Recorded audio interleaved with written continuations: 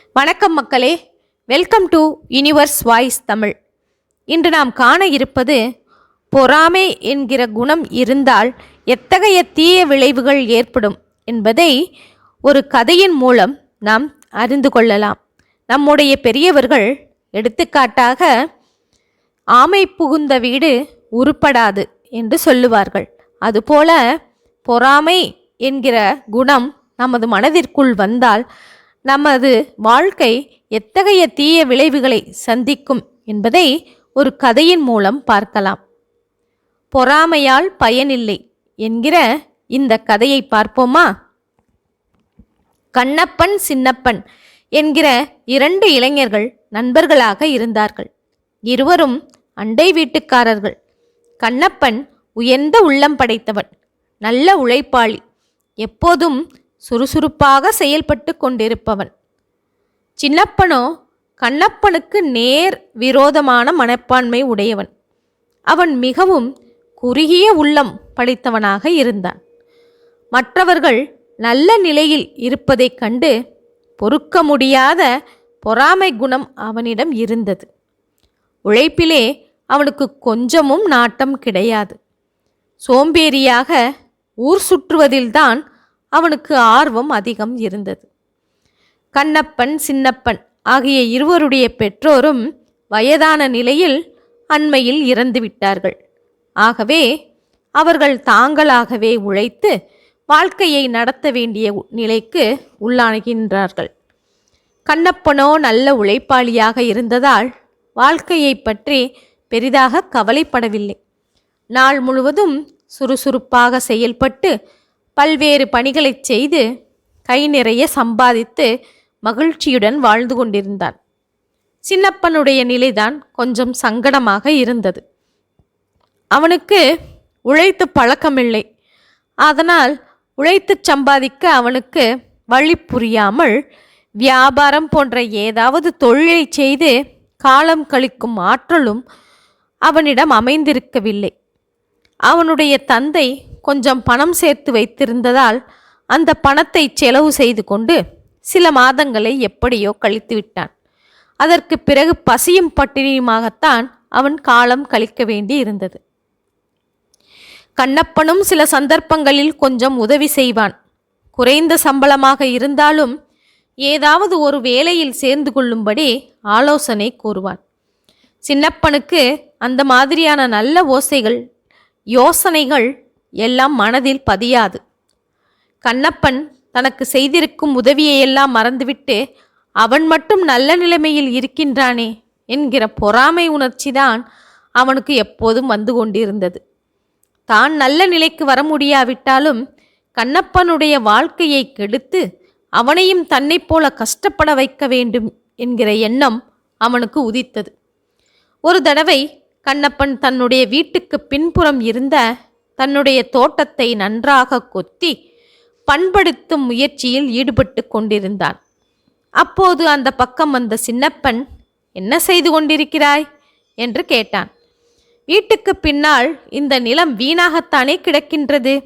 இதை கொத்தி பண்படுத்தி காய்கறியை பயிரிட்டால் வீட்டுக்கும் காய்கறியாகும், விலைக்கு விற்றும் பணத்தை சம்பாதிக்கலாம், எனக்கும் பொழுது போகும். அதற்காகத்தான் நிலத்தை கொத்தி கொண்டிருக்கின்றேன் என்று கண்ணப்பன் பதிலளித்தான். சின்னப்பனோ ஏளனமாக நகைத்துவிட்டு, இந்த மாதிரி வீண் வேலையெல்லாம் உனக்கு எதற்கு? கிடைக்கிற ஓய்வு நேரத்தை நன்றாக படுத்துறங்கி உல்லாசமாக காலத்தை கழிப்பதை விட்டுவிட்டு எதற்காக இப்படியெல்லாம் நேரத்தை கழித்து கொண்டிருக்கின்றாய்? காய்கறி தோட்டம் போடுவது அவ்வளவு எளிதான வேலையல்ல. நீ எதிர்பார்க்கும் அளவுக்கு காய்கறி நன்றாக விளையாவிட்டால் கடைசியில் உன் உழைப்பு நஷ்டம்தானே ஏற்படும் என்று கேட்டான். இதில் என்ன பெரிய நஷ்டம் வரப்போகின்றது? காய்கறிகள் அதிகமாக விளையாவிட்டாலும் கொஞ்சமாவது கிடைக்கும் காய்கறிகள் வீட்டுக்காவது ஆகுமல்லவா? அது ஒரு வகையில் லாபம்தானே என்று கூறிவிட்டு கண்ணன் தன் வேலையில் மனதை செலுத்தலானான்.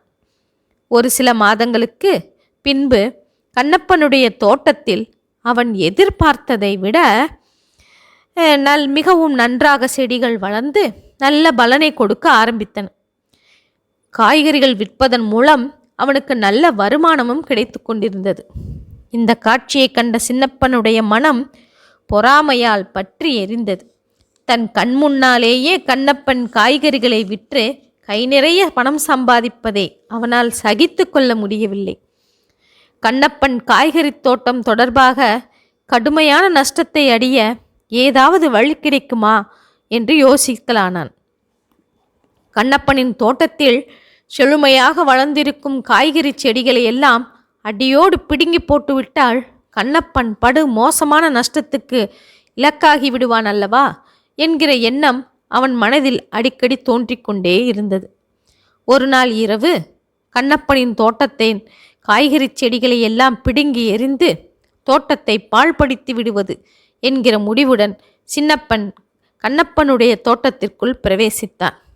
அப்போது கண்ணப்பன் உறங்காமல் தோட்டத்து பக்கம் உலாவிக் கொண்டிருந்ததால் உடனடியாக அவனுடைய தோட்டத்தை அழிக்கும் முயற்சியில் சின்னப்பனால் ஈடுபட முடியவில்லை.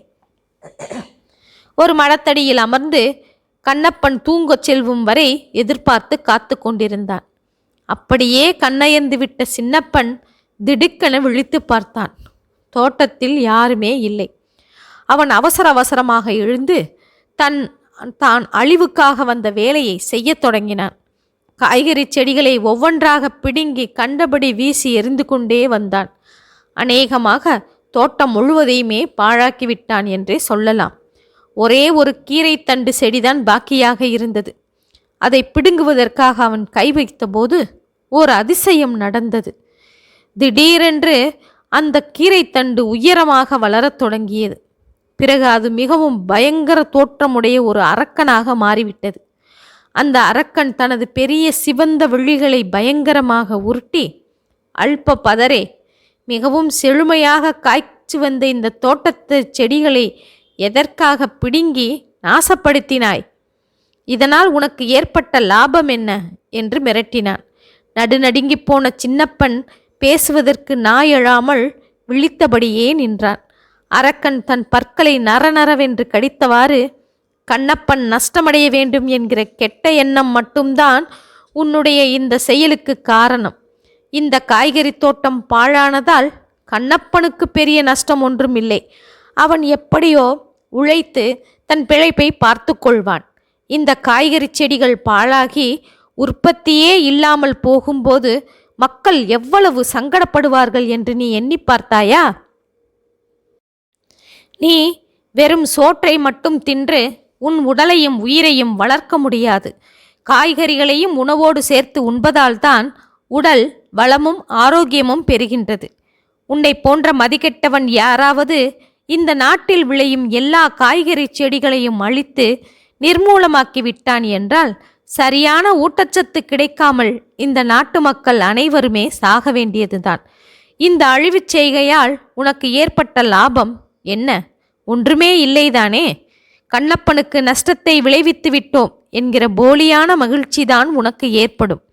உன்னை போன்ற ஆசாமிகளை நாட்டில் உயிரோடே உழவ விடக்கூடாது. ஆகவே உன்னை நான் நெரித்து கொன்று உன்னை தின்று பசியாரப் போகிறேன் என்று கூறியவாறு அந்த பிரம்மாண்டமான அரக்கன் தன்னுடைய பெரிய கைகளை விரித்தவாறு சின்னப்பனை நோக்கி வந்தான். சின்னப்பன், ஐயையோ, என்னை விட்டுவிடுங்கள், நான் செய்த தவறை புரிந்து கொண்டு விட்டேன். இனி இந்த மாதிரி தவறுகளை மறந்தும் செய்ய மாட்டேன். தயவு செய்து என்னை உயிரோடு விட்டுவிடு என்று பரிதாபமாக அலறினான். ஆனால் அரக்கன் சின்னப்பனை நெருங்கி அவன் கழுத்தை நெரிக்கத் தொடங்கினான். ஐயையோ, என்னை காப்பாற்ற யாருமே இல்லையா? காப்பாற்றுங்கள், காப்பாற்றுங்கள் என்று ஓலமிட்டவாறு சின்னப்பன் உணர்விழந்து கீழே விழுந்து விட்டான். யாரோ தன்னை பேர் சொல்லி அழைப்பதை கேட்டு திடுக்கிட்டு விழித்து பார்த்த சின்னப்பன் தனக்கு அருகே கையில் விளக்குடன் ஓர் உருவம் நின்று கொண்டிருப்பதை பார்த்து, என்னை கொல்லாதே, விட்டுவிடு, விட்டுவிடு என்று பயந்தவாறு உளறினான். அவன் முன் நின்ற உருவம் அவன் உடலை பிடித்து அசைத்து, சின்னப்பா, ஏன் இப்படி அலறுகின்றாய்? என்னை தெரியவில்லையா? நான் தான் கண்ணப்பன். தற்செயலாக தோட்டத்து பக்கம் வந்த நான் இந்த மரத்தடியிலே நீ நல்ல உறக்கத்தில் ஏதோ வாய்ப்பிதற்றி கொண்டிருப்பதைக் கண்டு உன்னை எழுப்புகின்றேன் என்றது. நீ கண்ணப்பனா? அரக்கன் அல்லவே? உன் தோட்டத்து செடிகளெல்லாம் நன்றாக இருக்கின்றனவா என்று திருதிருவென விழித்தபடி கேட்டான். கண்ணப்பன் சிரித்துக்கொண்டே, என் தோட்டத்து செடிகளுக்கு என்ன ஆபத்து வரப்போகின்றது? அவையெல்லாம் நன்றாகவே இருக்கின்றன. நீ என்ன ஏதாவது கனவு கண்டாயா என்று கேட்டான். கண்ணப்பா, நல்ல வேளை, நான் கண்டது கனவாக போய்விட்டது. இதை நினைத்து எனக்கு இப்பொழுது மகிழ்ச்சியாகத்தான் இருக்கின்றது என்று கூறியவாறு சின்னப்பன் தான் அந்த தோட்டத்திற்கு வந்ததற்கான காரணத்தை பற்றியும் தான் கண்ட கனவை பற்றியும் எடுத்து கூறி கண்ணப்பனின் கைகளை பிடித்து கொண்டு, என்னை மன்னித்து விடு, நான் இப்பொழுது முற்றிலுமாக தெரிந்துவிட்டேன். இனிமேல் எனக்கு கெட்ட புத்தியே வராது. உன்னை போல உழைக்க கற்றுக்கொண்டு மன நிம்மதியோடு வாழ முயற்சி செய்கின்றேன் என்று கண்ணீருடன் கூறினான். ஓகே மக்களே, சின்னப்பனுக்கு அவனுடைய பொறாமை குணத்தை உணர்த்துவதற்கு ஒரு கனவாவது வந்தது. நிறைய மக்களுக்கு அவர் மனதில் பொறாமை குணம் இருப்பதை அறிந்து கொள்ள ஒரு வாய்ப்பு கூட கிடைக்க மாட்டேங்கின்றது. ஓகே மக்களே, இந்த கதையை கேட்ட பிறகாவது நமக்குள் ஏதேனும் தீய புத்தியை தரும் பொறாமை உணர்வு இருக்கின்றதா என்று ஆராய்ந்து பார்த்து கொள்ளலாம். ஓகே மக்களே, இது போன்ற ஒரு கதையுடன் மீண்டும் சந்திப்போம். இதுவரை எனது யூனிவர்ஸ் வாய்ஸ் தமிழ் சேனலை சப்ஸ்கிரைப் செய்யாதவர்கள் சப்ஸ்கிரைப் செய்து கொள்ளுங்கள், ஷேர் செய்யுங்கள், மறக்காமல் லைக் செய்யுங்கள். ஓகே மக்களே, நன்றி, வணக்கம்.